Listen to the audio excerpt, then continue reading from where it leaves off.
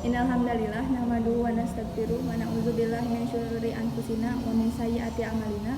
May yahdihillahu fala mudhillalah wa may yudhlil fala hadiyalah. Baik, kami di sini akan mempresentasikan materi sejarah peradaban Islam mengenai khalifah-khalifah yang terkenal di Bani Umayyah I di Damaskus dan kebijakan-kebijakan pemerintahan Bani Umayyah I Damaskus. Saya Panadia Rahmadini dan rekan saya Gaisa Nasma Syakira. Baik, materi pertama akan saya sampaikan mengenai khalifah-khalifah terkenal yang ada di Bani Umayyah I di Damaskus. Berikut ini nama-nama khalifah yang memerintah Bani Umayyah I mulai dari tahun 40 sampai 132 Hijriah atau selama 92 tahun. Yang pertama Muawiyah bin Abi Sufyan, kedua Yazid bin Muawiyah, ketiga Muawiyah II bin Yazid, 4 Marwan bin Hakam, 5 Abdul Malik bin Marwan, 6 Walid bin Abdul Malik, 7 Sulaiman bin Abdul Malik, 8 Umar bin Abdul Aziz, 9 Yazid bin Abdul Malik, 10 Hisham bin Abdul Malik, 11 Walid bin Yazid, 12 Yazid bin Walid, 13 Ibrahim bin Walid, 14 Marwan bin Muhammad. Dari 14 khalifah tersebut, terdapat 4 khalifah yang terkenal karena prestasi dalam pemerintahannya masing-masing.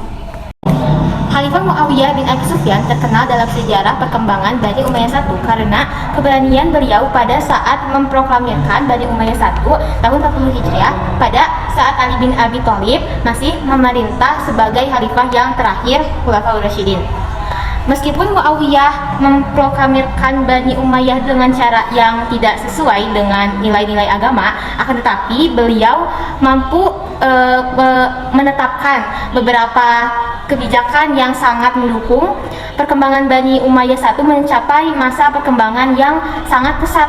Kebijakan tersebut adalah membentuk departemen dan duta yang belum dibentuk oleh khalifah sebelumnya. Fungsi dari departemen ini adalah menyiapkan beberapa sahabat utama untuk diutus ke berbagai wilayah di dunia dalam rangka memperkenalkan Islam ke penjuru dunia. Diantaranya adalah Uqbah bin Nafi dan Musa bin Nusair di Afrika Utara. Lalu ada pula Abdullah bin Abi Sarah di India dan Sa'ad bin Abi Waqqas di Cina, Indonesia, dan di wilayah Asia Tenggara lainnya. Muawiyah juga membeli beberapa profesional administrasi keuangan dan tata usaha dari daerah Bizantium dan dipekerjakan dalam pemerintahan Bani Umayyah. Lalu memperluas kekuasaan atau mengembangkan wilayah di 3 daerah yang sangat subur dan strategis, yaitu Afrika Utara, India, dan Bizantium. Khalifah Marwan bin Hakam adalah seorang yang bijaksana, berpikiran tajam, fasih berbicara, dan berani. Beliau ahli pembacaan Al-Quran dan banyak meriwayatkan hadis dari para sahabat Rasulullah yang terkenal, terutama dari Umar bin Khattab dan Utsman bin Affan. Beliau terkenal dan berjasa dalam menerbitkan alat-alat takaran dan timbangan, serta berjasa karena pertama kali menciptakan mata uang sebagai alat jual beli. Marwan adalah khalifah yang berani memberantas para pemberontak dengan cara yang keras dan tegas. Dengan kebijakan tersebut, menyebabkan pemerintahan pada masa Khalifah Marwan menjadi kondusif dan program khalifah dapat berjalan dengan lancar. Khalifah ke-6 Bani Umayyah Walid bin Abdul Malik memerintah bersamaan dengan permintaan bantuan dari pemerintahan Gotiyah Barat kepada Islam. Oleh Khalifah Al-Walid, pemerintahan itu dipenuhi dengan mengirim 12.000 pasukan Islam yang dipimpin oleh Tariq bin Ziyad. Misi Islam tersebut berhasil menyelesaikan tugasnya dengan baik, dan pasukan Islam dipimpin oleh Tariq bin Ziyad tersebut berhasil memukul mundur pasukan Viagot adislokasi Jerman. Karena pasukan Islam berhasil melaksanakan tugasnya dengan mengusir pasukan Jerman, maka oleh penguasa Gothia Barat sepeninggalan Raja Bitizah mempersilahkan Tariq dan pemuka Islam lainnya boleh berdakwah di wilayah Andalusia dengan bebas dan aman.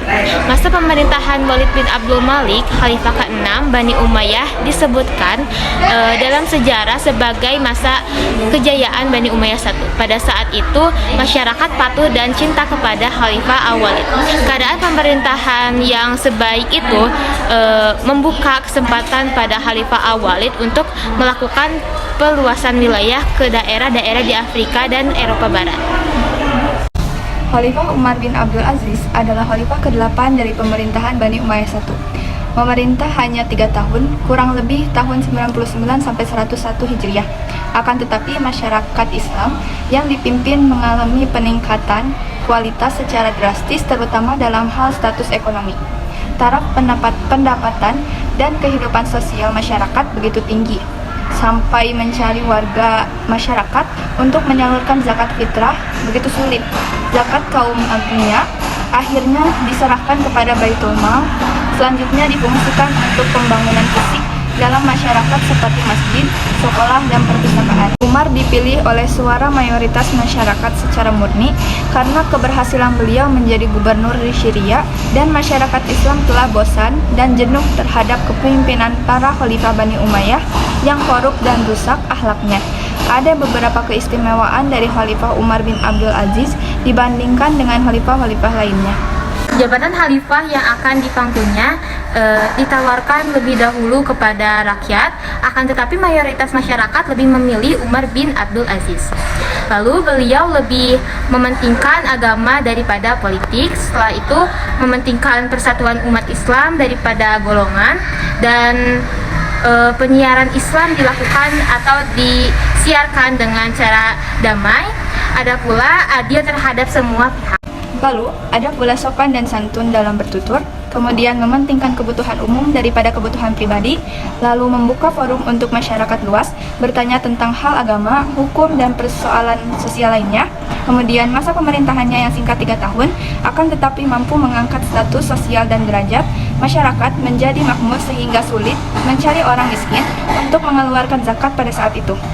Kemudian, memberi instruksi kepada gubernur Madinah agar mengumumkan kepada masyarakat Islam supaya segera mengumpulkan dan menyeleksi hadis. Kebijakan pemerintahan Bani Umayyah I yang sangat berpengaruh pada perkembangan Islam Bani Umayyah I adalah pada saat Muawiyah bin Abi Sufyan memerintah sebagai khalifah pertama. Dia menetapkan beberapa kebijakannya, diantaranya yaitu memperluas wilayah Islam di 3 wilayah yang rata-rata subur seperti Afrika Utara, India, dan Bizantium. Akan tetapi dari 3 wilayah itu Bizantium lebih dahulu ditaklukkan karena selain subur masyarakat menganut Nasrani Ortodoks. Lalu setelah itu membentuk departemen dan duta, tugasnya untuk mengirim beberapa duta Islam membawa misi Islam ke beberapa wilayah seperti Cina, India, Indonesia, Bukhara, Tajikistan, lalu ada Samarkand, Afrika Utara, dan Andalusia. Mengangkat beberapa profesional dalam bidang administrasi keuangan dari orang-orang Bizantium dipekerjakan dalam pemerintahan Islam. Khalifah-khalifah Bani Umayyah lain yang ikut menetapkan beberapa kebijakan monumental pada masa pemerintahannya, diantaranya pada masa pemerintahan Marwan bin Hakam, mata uang ditetapkan sebagai alat resmi pemerintahan untuk barter atau alat tukar. Sejarah mata uang pertama kali diciptakan di dunia dan dijadikan sebagai alat tukar. Pada masa pemerintahan Abdul Malik bin Marwan, semua pemberontak berhasil ditumpas. Alhasil, keadaan pemerintahan menjadi kondusif dan perkembangan peradaban menjadi lancar. Kebijakan untuk mengirim pasukan Islam sebesar 12.000 pasukan ke Eropa atau Andalusia terjadi pada tahun 711 Masehi oleh Khalifah Al-Walid bin Abdul Malik, Khalifah Bani Umayyah yang ke-6.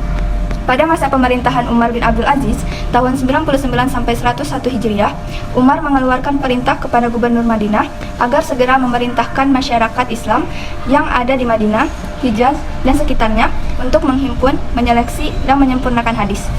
Oleh pakar sejarah bahwa kebijakan oleh para khalifah tersebut di atas adalah sumber inspirasi dan motivasi besar bagi kekuasaan Bani Umayyah dalam menata kekuasaan selanjutnya. Kebijakan-kebijakan Khalifah Muawiyah yang paling berpengaruh seperti memperkerjakan para profesional dari Bizantium untuk menata administrasi keuangan negara serta mengadakan perluasan wilayah di wilayah yang sangat strategis. Alhamdulillah, pemaparan materi telah kami sampaikan semuanya. Kami mohon maaf apabila ada kesalahan dalam penyampaian dan perkataan. Ditutup saja dengan doa. Rabbana atina fid dunya hasanah wa fil akhirati hasanah wa qina adzabannar. Wassalamualaikum warahmatullahi wabarakatuh.